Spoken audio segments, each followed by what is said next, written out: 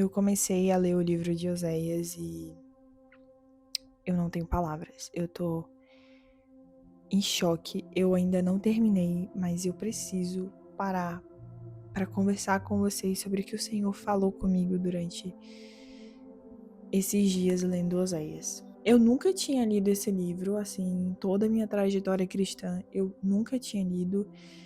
E eu tô lendo pela primeira vez e eu tô muito impactada e completamente constrangida com a história. Se você não sabe, Oséias era um profeta, né? O livro de Oséias faz parte dos livros dos profetas menores. É um livro curtinho e a história, ela envolve uma prostituta, nada mais, nada menos do que uma prostituta. O Senhor, ele ordena que Oséias se case com uma prostituta e Deus, ele usa a vida pessoal de Oséias para retratar muito vividamente a relação entre Deus e o seu povo, né? O povo de Israel ali nesse contexto, que constantemente se prostituía, né, com outros deuses, traía o Senhor constantemente. E a história do casamento, né, de Oséias com Gomer é isso. Gomer era prostituta, ela se deitava com outros homens e Oséias perdoava, Oséias amava, né, Gomer, né, e é basicamente o retrato do relacionamento de Deus com o seu povo, né? E isso me fez pensar muito porque eu me coloquei, sabe, na cena. E eu fiquei pensando, meu Deus, quantas vezes eu não traí o Senhor? Quantas vezes eu não troquei o Senhor, o amor do Senhor, por outros amores, sabe? Quantas vezes eu não traí o Senhor com altares vazios que eu mesma construí, às vezes sem perceber eu estava idolatrando coisas materiais, coisas que passam. E o Senhor constantemente me dando novas oportunidades, assim como Ele deu, né, para o povo de Israel aqui nesse contexto do livro de Oséias, constantemente me amando, constantemente me perdoando, constantemente, sabe? E eu não mereço nada disso. E essa história toda, ela me deixou completamente constrangida porque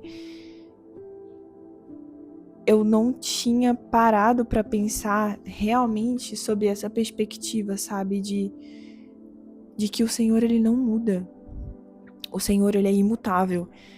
O amor dele não muda e não importa quantas vezes eu peque, não importa quantas vezes eu erre, não importa se eu erro no mesmo pecado 1.000.000 de vezes, se eu com o coração realmente arrependido pedir perdão do Senhor, Ele vai me perdoar, Ele vai me dar uma outra oportunidade, Ele vai exercer de misericórdia, de bondade que Ele é, né, de amor que Ele é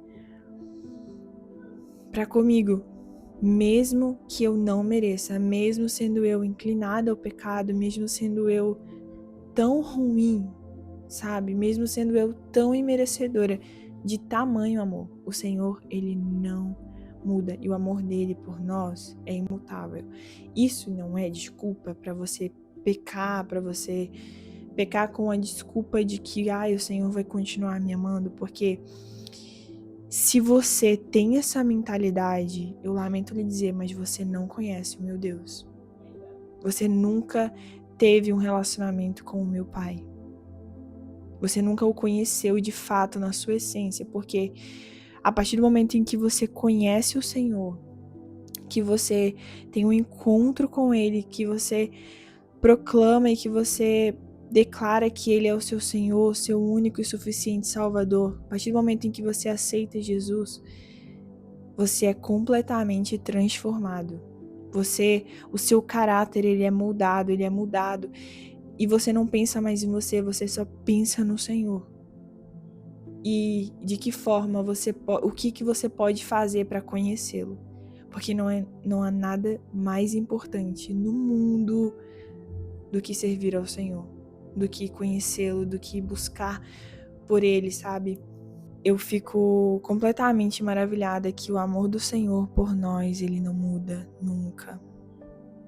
Tem uma parte, gente, tem muitas partes assim, Oséias é completamente rico, a sensação que eu tive é que eu precisava parar para refletir sobre a minha vida e pedir perdão por 1 milhão de pecados que eu cometi, sabe, e que eu entristeci o coração do Senhor, porque não há nada que deixe o Senhor mais zangado do que idolatria, do que a gente idolatrar, do que a gente, sabe, e durante a história você vê que o Senhor fala que mesmo que ele exercesse misericórdia, mesmo que ele exercesse de amor para com o povo, o povo constantemente se distanciava do Senhor. E imagina viver sem a presença do Senhor. Imagina que chegou um ponto em que o Senhor falou que ele ia se ausentar, que quando eles procurassem pela presença do Senhor, eles não encontrariam. Tipo, você tem noção disso, de que imagina que você está procurando a presença do Senhor, agora sim arrependido, e você não encontra. Tem noção disso? E também no livro diz que chegou um ponto assim que o povo pediu por perdão, mas não era sincero. Não era o perdão sincero. E o Senhor, ele conhece o nosso coração. O Senhor, ele não é um Deus que só ouve o que você está falando. O Senhor, ele é um Deus que sonda e conhece o nosso coração, porque ele é o nosso Criador, ele nos conhece melhor do que nós mesmos. Oséias 11. Palavras de Deus. Quando Israel era menino, eu o amei. E do Egito chamei o meu filho. Quanto mais eu o chamava, tanto mais se iam da minha presença. Sacrificavam a Baalins e queimavam incenso, as imagens de escultura. Todavia eu ensinei a andar a Efraim. Tomei-os nos meus braços, mas não atinaram que eu os curava. Atraí-os com cordas humanas, com laços de amor, fui para com eles como quem alivia o jugo de sobre as suas queixadas, e me inclinei para dar-lhes de comer. E ainda assim, ainda que o Senhor fizesse tudo isso, ainda que o Senhor exercesse de misericórdia constantemente com o povo de Israel, eles insistiam em adorar outros deuses, eles insistiam em praticar coisas que o Senhor abominava, coisas que entristeciam a Deus, sabe? O povo, ele constantemente pecava, ele constantemente parece que preferia estar ausente, estar longe da presença de Deus do que estar com ele, sabe? Isso não é diferente do que a gente vive hoje, sabe? A gente vive numa sociedade em que nem é uma opção. Parece que viver com o Senhor, viver em obediência para com o Senhor, nem é uma opção. Parece que ninguém teme o Senhor, parece que o Deus do Novo Testamento e o Deus do Antigo Testamento são dois deuses diferentes, quando isso não é verdade. O Senhor é o mesmo ontem, hoje e sempre, ele não mudou e ele nunca vai mudar. Como eu já disse 1000 vezes nesse vídeo, o Senhor é imutável, ele não muda. Tudo passa, as estações mudam, você morre, você, sabe, crianças nascem, você muda de emprego, tudo muda, mas o Senhor, ele permanece para sempre, sabe? Parece que as pessoas, elas não temem mais o Senhor, parece que ninguém fala mais da volta de Jesus, parece que ninguém tem amor mais pela palavra, sabe? Não encontram prazer na palavra de Deus, parece que é tudo banal. Parece que a nossa vida, os nossos prazeres, aquilo que a gente quer é mais importante, sabe? Parece que colocar nós no centro de tudo é o que dá certo, é o que dá sucesso. Parece que valorizar o que você quer, parece que você idolatrar a si mesmo é a bola da vez. Quando a palavra de Deus, ela nos ensina coisas completamente diferentes, sabe? E eu me envergonho porque por muito tempo eu andei assim, e eu com certeza vou pecar muitas vezes, e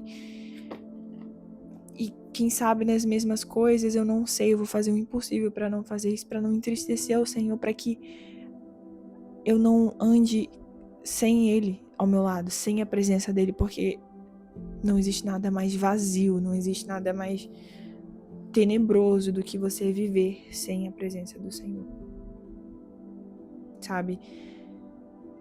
Ainda que o Senhor seja rico em misericórdia, rico em bondade, rico em fidelidade, em mansidão, longanimidade, são atributos dele imutáveis. Ainda que o Senhor seja amor, o Senhor é justo, né? E o Senhor, você vê que o Senhor ele dava muitas oportunidades para o povo de Israel e eles simplesmente não queriam, né? É igual aquele versículo: eis que estou à porta e bato. O povo ele não tinha temor, o povo ele não tinha amor pelo Senhor. Eu temo muito por isso, porque a gente vive numa geração atual assim que é tudo muito imediatista, conhecer a Deus é opcional, e às vezes as pessoas conhecem um Deus que na verdade não é o Deus que elas criam para elas, sabe? Não leem a palavra de Deus.